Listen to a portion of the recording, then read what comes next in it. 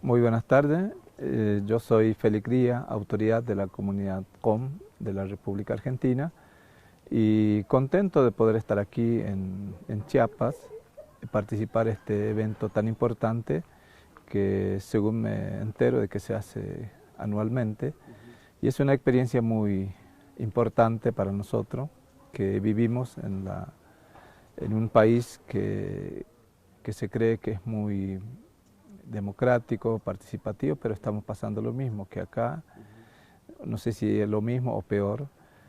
Y estamos así, es como tratando también de conocer a nuestros hermanos que también tienen la misma lucha que nosotros. Nosotros somos un pueblo que hemos habitado miles de años en esa región y lastimosamente nos pusieron fronteras, nos pusieron países y también nos pone bandera, de la cual muchas veces nosotros renegamos esa imposición porque no son decisión propia del pueblo indígena en Argentina. Nosotros pertenecemos a una familia que compone al pueblo Com, que está habitada en la región chaqueña, que para nosotros es el Chaco sudamericano, que está Bolivia, Paraguay, Argentina, que son países vecinos que engloban los pueblos originarios en esa región. Y estar acá creo que es un paso importante porque estamos traspasando frontera y también estamos reencontrándonos como familia originaria del mundo.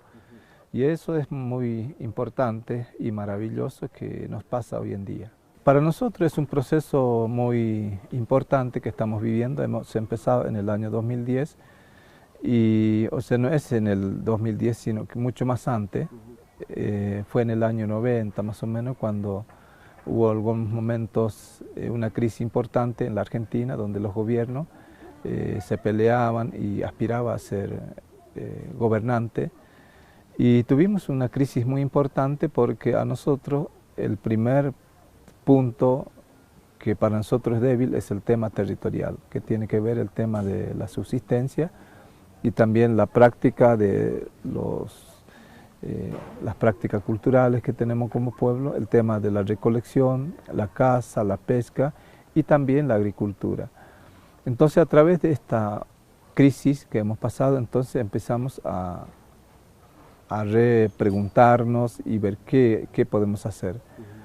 Entonces la fuente importante para nosotros, donde están nuestros archivos, son nuestros ancianos y ancianas, de la cual hemos retrocedido para poder consultar a nuestros ancianos para que nos digan cómo han hecho para poder subsistir tanta injusticia y tantas muertes que ha sido financiada por los mismos estados.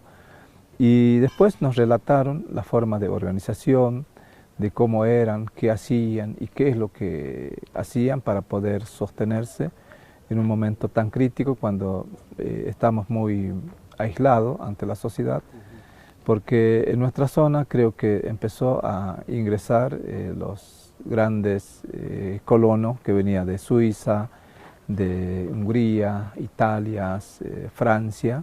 Se instalaron ahí en el año más o menos 1910 y a partir de ahí arrancó el tema de la relación con los pueblos indígenas a través de la explotación de mano de obra barata. Y ahí empezó es como una relación tímida hacia estos sectores porque había como una fuerte presión para que el indígena sea es como un esclavo de los múltiples trabajos que cumplían nuestros ancestros. A partir de ahí creo que hemos podido por lo menos notar las dificultades que tenían nuestros padres porque ellos trabajaban día y noche y nunca ganaban como corresponde porque ellos no sabían qué es el dinero, qué es el salario, o sea, absolutamente nada. Lo único que les interesaba era hacer bien el trabajo y reciban comida a través del sacrificio que hacían. Entonces hubo un proceso muy importante cuando se instala la religión evangélica en el año 36, una misión evangélica a través de un pastor británico, don Juan Church.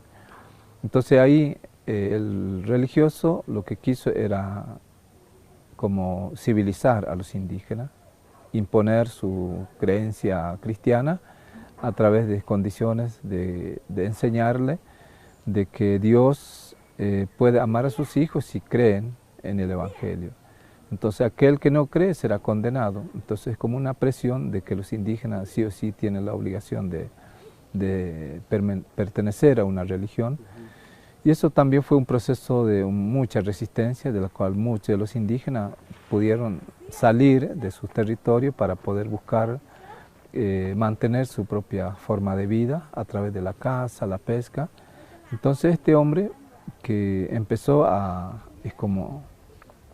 reclutar indígenas de diferentes sectores, cosa que se redujo el territorio.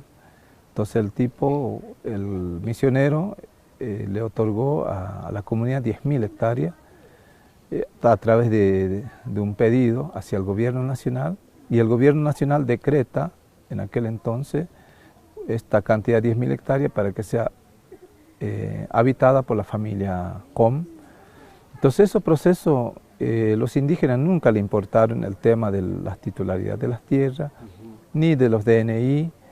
Entonces hubo un proceso muy importante, pero también fue muy crítico porque hubo una confrontación entre la iglesia evangélica cristiana y con la iglesia católica. Entonces ambas religiones tenían una confrontación muy fuerte, de la cual uno decía de que la otra es la peor, el otro decía que tenía la verdad. Entonces se peleaban entre ellos porque querían estar apadrinados a los pueblos indígenas.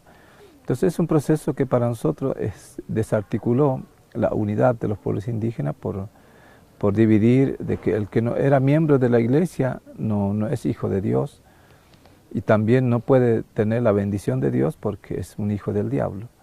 Entonces esas cosas que pasaron muchos años, y para nosotros fue un proceso muy complicado porque la mayoría de los indígenas no saben leer, no saben el español.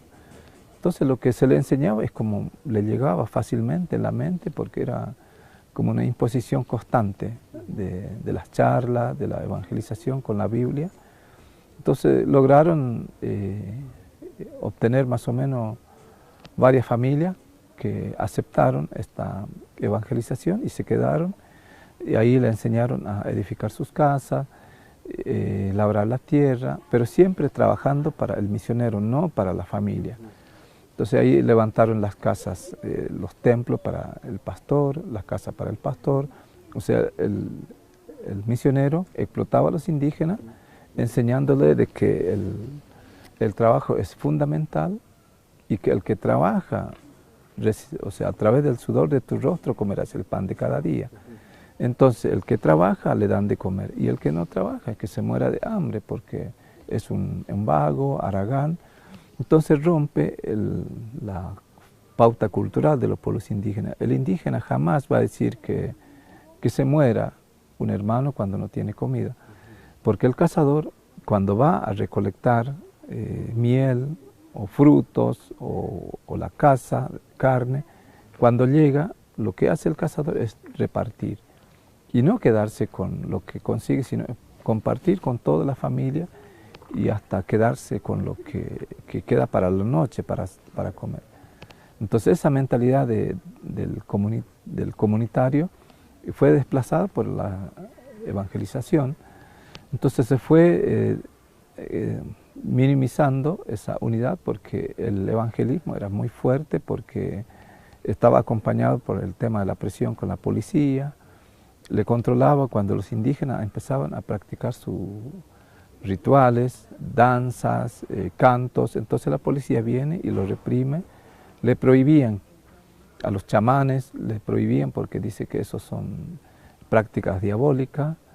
El uso medicinal que anteriormente se usaba libremente también se prohibía, porque dice que eso no le corresponde, porque el que tiene que recetar es un médico acreditado por la ciencia a través de la formación intelectual.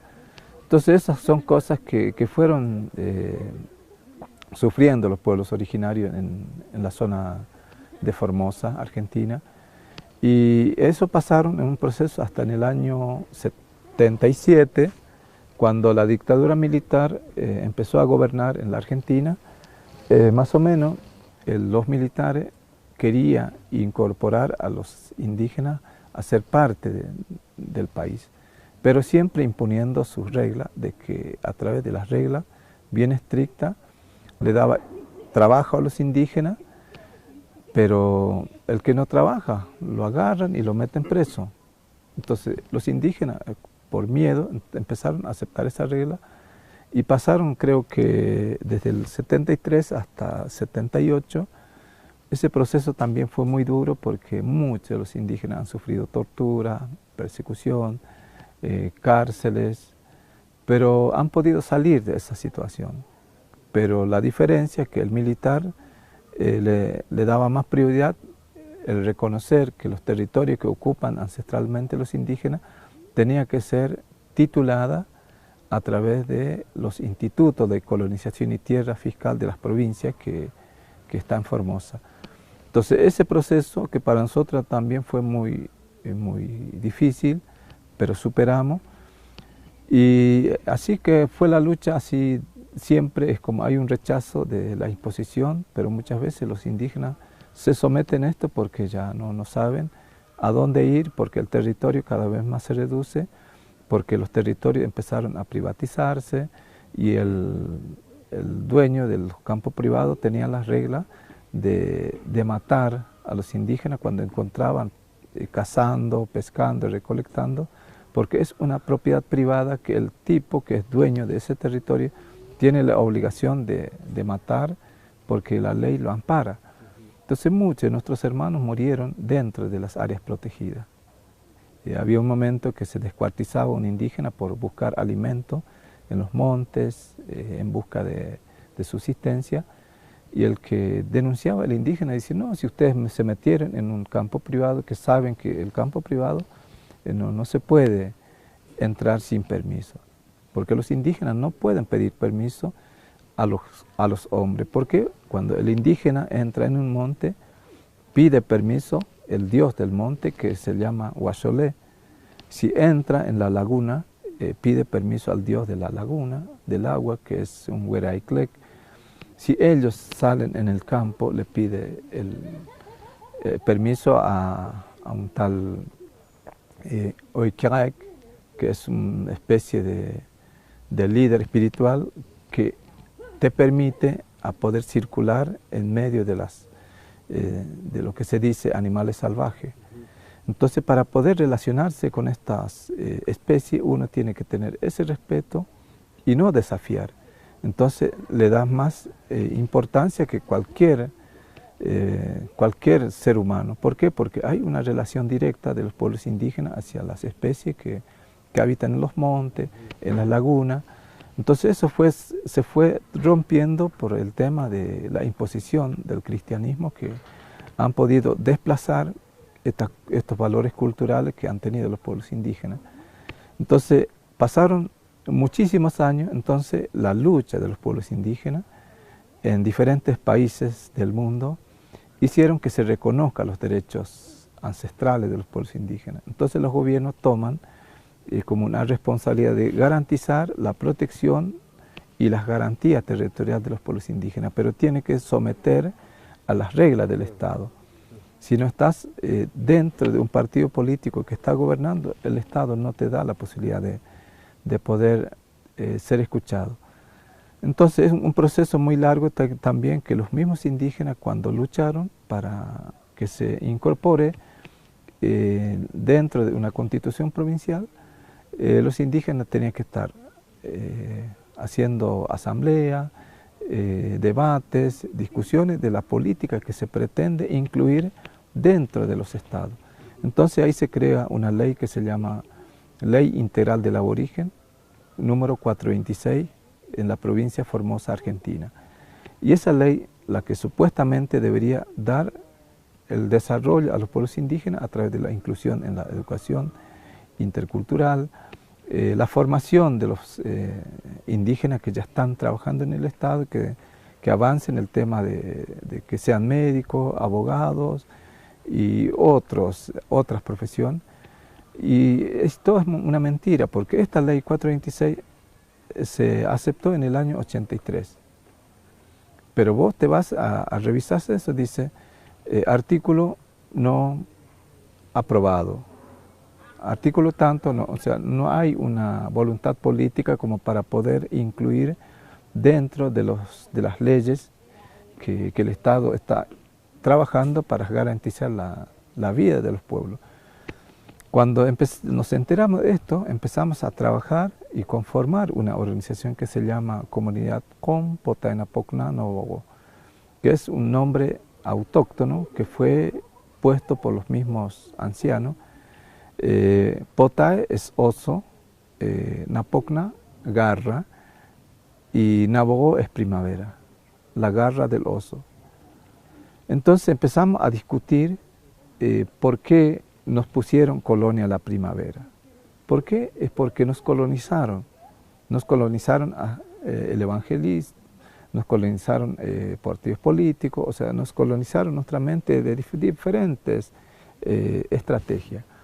Entonces, cuando nos ponemos a pensar de lo que somos, entonces dijimos, bueno, no puede ser que sigamos en esta forma de estar siempre apadrinados, de que nos enseña cómo tenemos que organizar, y tenemos que sacar de nosotros lo que está dentro de nuestro corazón, que es la figura del ser indígena, que tampoco el ser indígena no es nuestro propio lenguaje, sino que fue impuesto. Entonces empezamos a discutir con nuestros ancianos. Entonces cada uno, el nombre que nos impusieron fue el pueblo Toba, que es un lenguaje guaraní. El Toba es la cara para el idioma guaraní. Toba es cara, y el criollo guaraní de la zona decía el Toba Tawi, cara de tonto, Toba Atá, cara dura, Toba a ti, sinvergüenza, Toba ya, cuñado. Entonces constantemente eso quedó en la boca de los indígenas para decir de qué pueblo pertenece Toba. Entonces fue esparciendo en la región chaqueña, porque somos una comunidad alrededor de 60.000 indígenas en la zona de Formosa. Y después abarcamos la región Chaco argentino, después Chaco salteño y Chaco paraguayo, que es una región que supera más de los 60.000. En una provincia que calculamos que somos 60.000, y más de lo que está en la provincia del Chaco, Argentina, que llegaría entre los 80.000, Salta llegaría entre los 30.000, y además eso sumando los Nivaclé, los Huichí, los Tonocoté, los Vilela, o sea, montones de pueblos que han podido animarse a descolonizar. Entonces, los matacos, que son los huichí en este momento, porque mataco tiene una traducción de bosta fría. Entonces, ellos mismos se denominan huichí en este momento. Nosotros nos denominamos Qom. Entonces, empezamos a darnos cuenta de lo que somos. Entonces, esa lucha que fue naciendo desde una propia decisión a través de asamblea, nos da la posibilidad de poder defender lo que nos corresponde. Entonces, esa identidad que está muy ligada con el territorio, no se puede aceptar la imposición desde afuera. Entonces, una vez que nos decidimos de llamarnos los Qom, empezamos a reclamar lo que es nuestro territorio, porque el territorio para nosotros es como un supermercado. Ahí está la medicina, el alimento, la espiritualidad, los recursos naturales que están muy ligados con nuestra vida. Sin ese territorio, el indígena no es originario. Entonces, a través de esa fortaleza física y espiritual que tiene que ver con los recursos naturales, ¿qué es lo que hace el Estado? Nos despoja los territorios. Entonces, cuando el indígena no tiene dónde acudir para conseguir su medicamento, tiene que ir a la farmacia occidental para comprar medicamentos. Si no tiene dinero para comprar eso, acude a los políticos. Y el político te condiciona. Si vos no tenés relación espiritual con la madre tierra y con los espíritus que están en ese territorio no puedes tener la capacidad de poder evitar los riesgos que se presentan, porque ese consejero que habita en los territorios es la que prevé a los consejeros espirituales de decir, tal día puede ocurrir esta enfermedad, tal día puede ocurrir esta necesidad. Pero si no tienen esa relación espiritual, es como se bloquea la relación espiritual el indígena hacia los territorios. Entonces, ¿qué es lo que hace el indígena? Se refugia en los templos evangélicos para tratar de recuperar esa espiritualidad. Entonces es ahí donde aprovecha el cristianismo para poder cooptar al indígena, para poder meter en su mente de que la única espiritual que existe en el mundo es la iglesia, el evangelio. Pero hay que tener fe, hay que creer de que Dios existe. Si se muere un indígena es porque Dios lo quiso, pero si vos te morís pobre, enfermo, Dios te va a recompensar allá en el cielo. Y no te preocupes que acá si no tenés casa, no tenés nada, Dios te va a recompensar allá arriba. Entonces esa mentalidad que se trabajó muchísimos años, muchos de nuestros hermanos están pasando mal en este momento, sin darse cuenta de que la única forma de recuperar la identidad es a través de la recuperación de estos territorios, que para nosotros es la base esencial del desarrollo indígena. El tema central de todo lo que es el desarrollo humano, si el Estado piensa que los indígenas tienen que hacer un desarrollo humano, tiene que hacer como una solidaridad de entregársela a los pueblos indígenas, a los territorios, porque a través de esos territorios ahí se radica lo que es el desarrollo humano, porque ahí está la espiritualidad, la medicina y también los alimentos. Sin eso el pueblo indígena no puede desarrollar. ¿Por qué? Porque no tenemos ingeniero agrónomo, no tenemos arquitecto, no tenemos profesionales que puedan acompañar el proceso de integración hacia un desarrollo social que tiene que ver el tema de las condiciones que el Estado ejerce sobre los pueblos indígenas.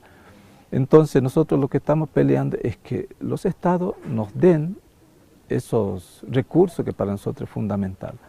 Porque siempre decimos, si yo, indígena, líder de una comunidad, voy y rompo una farmacia occidental, me voy preso, disculpe. ¿Por qué? Porque estoy rompiendo algo que es legal. Sin embargo, el Estado, cuando destruye nuestro monte, cuando contamina nuestras aguas, cuando destruye nuestra espiritualidad, no podemos denunciar porque no tenemos esa garantía jurídica de poder dar ese respeto que le corresponde a los pueblos indígenas. Y es difícil discutir con el Estado porque el Estado lo que quiere es apadrinarnos constantemente. Entonces yo creo que la lucha radica el tema de la autonomía de los pueblos indígenas, que los pueblos indígenas tienen que animarse a reconocerse que son gente muy importante y que también tiene capacidad de hacer su propia política, pero no copiar la política occidental, porque si ellos han vivido muchos años, ¿cómo puede estar dependiendo del otro? Para mí no tiene sentido. Entonces empecé a trabajar esto fuertemente, es como despojándome todas las banderías políticas y retomar mi identidad como indígena y trabajarla, que también no es fácil, porque ahí donde el Estado te ataca, después meterte en una condena como subversivo o como antipatriótico, montones de penalización que te limita a circular libremente. Entonces el Estado lo que busca es silenciar la voz de los indígenas. Se reduce tu territorio y después te dan un terreno de 20 por 30. Entonces, ¿cómo podés desarrollar si no tenés chacra? ¿Cómo podés desarrollar tu identidad si no tenés monte, si no tenés agua? Lo único que te hace es ser mendigo ante el Estado, mendigar agua, mendigar salud, mendigar comida. O sea, te vuelve a condenar de toda la existencia de los pueblos indígenas y no somos independientes. Somos dependientes de este sistema porque así nos imponen. Entonces la idea que nosotros estamos teniendo es recuperar lo nuestro. Entonces esa lucha que nosotros venimos haciendo es una lucha muy fuerte porque muchos de los ancianos dicen, la vida es sagrada, la tierra es sagrada. Esas dos cosas no tienen que separarse, porque nuestra madre tierra no fue creada por la ciencia o por el dinero. La vida también es así, no fue creado por la ciencia o por el dinero. Nosotros fuimos creados a través de nuestra propia naturalidad. Entonces no podemos negociar nuestra lucha porque tiene que ver la sangre derramada por el suelo por defender los territorios. Muchos de nuestros hermanos murieron entregando su vida porque creen que el territorio es la vida, que es la propia identidad de los pueblos indígenas. Pero el Estado lo que quiere es justificar cuando el indígena enfrenta el poder armado, como ejemplo, la policía, la gendarmería, el ejército, para decir que el indígena es rebelde. Entonces te busca una causa penal para poder silenciarte o matarte por resistir.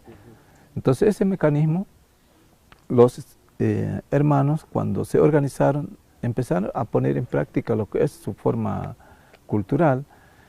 Cuando empezamos a cortar la ruta en el año 2010, los cazadores se iban a 100, 200 kilómetros para buscar alimento y cuando traían empezaban a repartir los manifestantes. Y las mujeres iban a recolectar en el monte, en el campo. Lo que traía se compartía. Entonces el político, cuando ve estas cosas, le da bronca porque el político no puede levantar su bandera en una manifestación indígena, porque tampoco no permitimos, porque no queremos.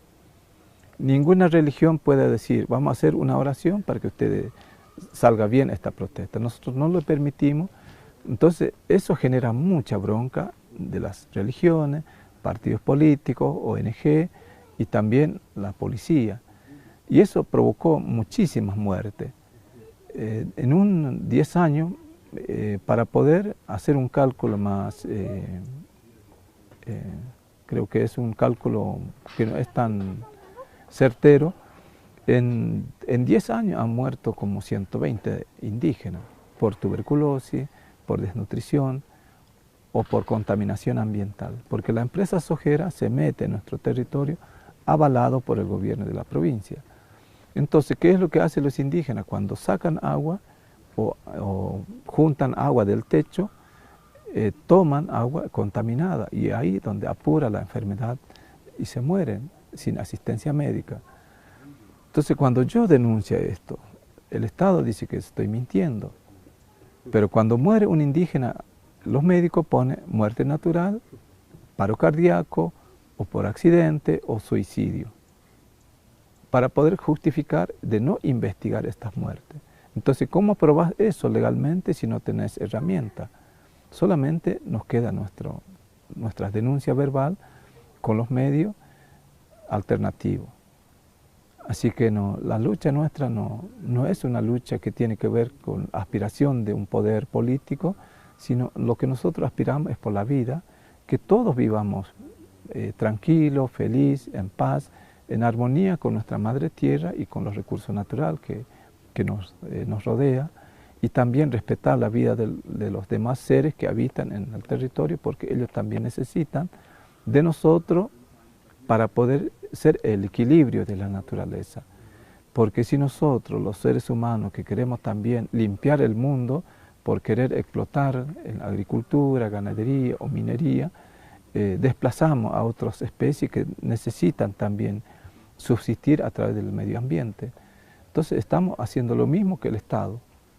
Por eso es difícil hablar de esta política indígena porque no está aceptada, pero hay que pelearla para que esta política indígena esté instalada en la sociedad. Y el objetivo es eso. Y también los medios alternativos, que para nosotros es muy importante que se pueda difundir nuestra propuesta, nuestra preocupación. Nosotros estamos en búsqueda de esa alianza para defender la vida entre todos, porque no depende de mí, no depende de mi pueblo, depende de todos nosotros.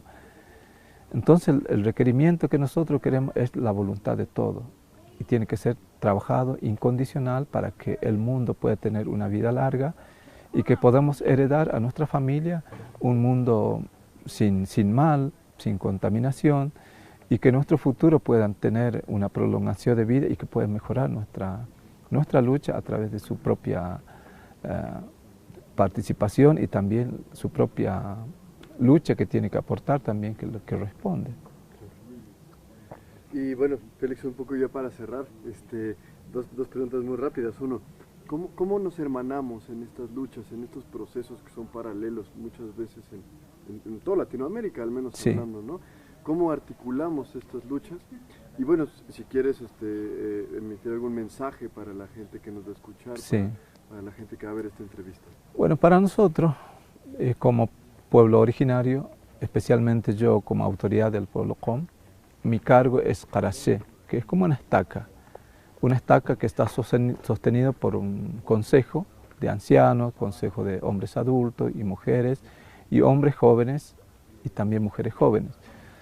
Entonces, lo que nosotros empezamos a generar es la confianza con nosotros mismos, que eso es fundamental.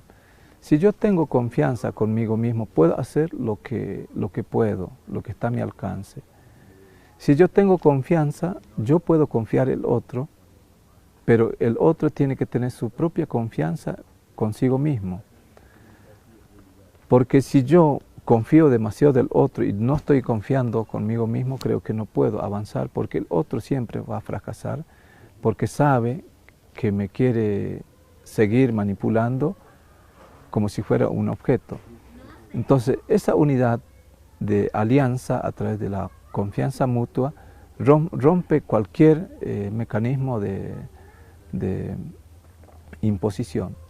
Porque si nosotros nos confiamos, nos cuidamos y trabajamos juntos y defendemos lo que es nuestra idea, no esperar que el otro haga lo que nosotros queremos hacer. Yo creo que para nosotros es importantísimo esa relación de confianza que tiene que generar la humanidad. No esperar que los gobiernos hagan y dicten su política como corresponde a través de las cuestiones tecnológicas, científicas, para poder orientar nuestro desarrollo humano. ¿Por qué? Porque nosotros, la mayoría de los pueblos indígenas, no saben leer y no saben hablar el español, pero existen. ¿Por qué? Porque un anciano que puede llegar entre 100 y 120 años no es cualquier persona. Es un hombre sabio, que esa riqueza que tiene el anciano cuando nosotros no le damos importancia, ese archivo que nosotros decimos computadora, muere el anciano y lleva ese archivo si no le damos importancia.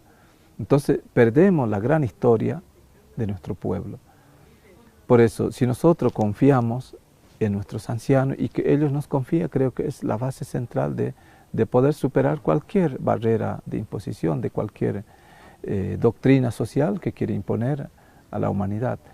Entonces, a través de esa confianza que debemos tener como pueblos, tenemos que sacar los colores, las razas, los partidos políticos, religiones, y centrarse en ese objetivo de defender la vida, defender nuestra vida y defender la vida de nuestra madre tierra, que es la que nos sostiene, porque si no hacemos nada, lo que estamos colaborando es la destrucción de nuestra madre tierra y de nuestro planeta. Y la verdad que agradecer la oportunidad de poder estar en esta oportunidad, en este país tan rico y la gente tan generosa que nos recibe con los brazos abiertos. Y estamos contentos de poder pisar este territorio que para nosotros es vital, al pisar un territorio ancestral de los hermanos mexicanos, especialmente los pueblos originarios. Y agradecerle a ustedes también por ese deseo de poder cooperar en cuestión de la búsqueda de la prolongación de la vida. Y para nosotros eso es lo que nosotros queremos. Y agradecer a todos los que han podido organizar este encuentro de los pueblos de diferentes países y que nos da la posibilidad de conocernos y ojalá que esto no se quede en vano, que podemos aprovechar y explotar los conocimientos que adquirimos acá en este seminario.